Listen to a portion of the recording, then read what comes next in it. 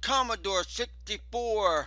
During the 1980s, it towered over its competition and ruled the market with games like Impossible Mission, Legacy of the Ancients, Pirates, and other titles. But as time rolled on, along come the internet and pirates and pretty much put an end to the Commodore 64. What would happen is that pirates would break into the gaming company's websites and download the game and put them up for sale on the internet. And the people would pay money to the pirates to buy the games. This was making a dent in the Commodore 64 sales.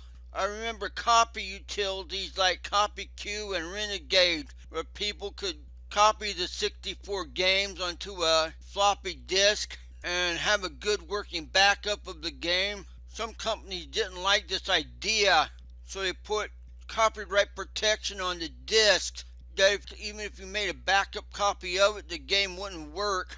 Of course, gaming console systems like Nintendo didn't have this problem because theirs was on cartridge. But when it first started out, the Commodore 64 did produce cartridges, and they put games on cartridges, but it wasn't until the internet till they started having problems. And when the internet come along, pirates started producing bootleg copies of games and selling them online.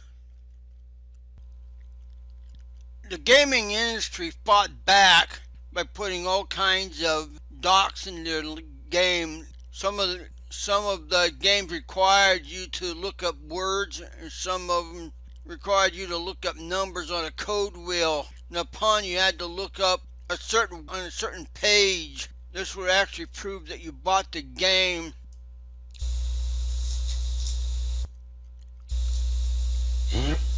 Passage. Have you got a photographic memory? If you have, you will find the following question to be very easy. If you haven't, please find your novel of that game with a game called, quote, A Tale of Paramir, unquote. Please turn to page 37 and find line 2. Please note that lines start at 1. Chapter lines are included, but blank lines are not. And count to word 9. Now please enter this word. You have 3 chances to get it right. I had to enter it 3 times, and if you didn't get it right, the game would quit on you.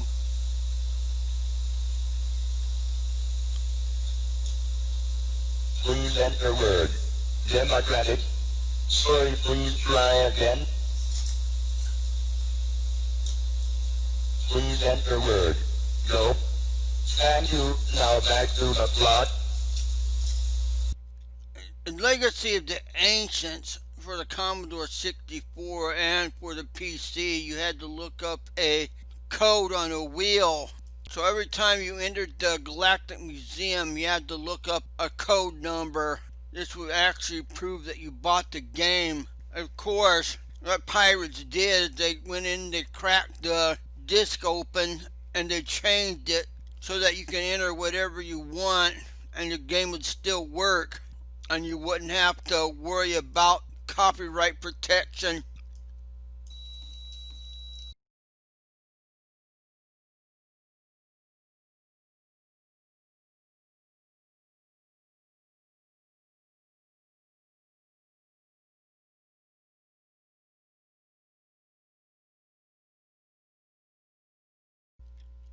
Now I'll read you a paragraph from this article, A Pirate's Life for Me. This is part 2, The Scene. Pirated games cracked by Northern American groups like Eaglesoft were first released almost exclusively via modem through a fast-growing underground network of BBS systems. Tech communications in those days were almost unbelievably primitive.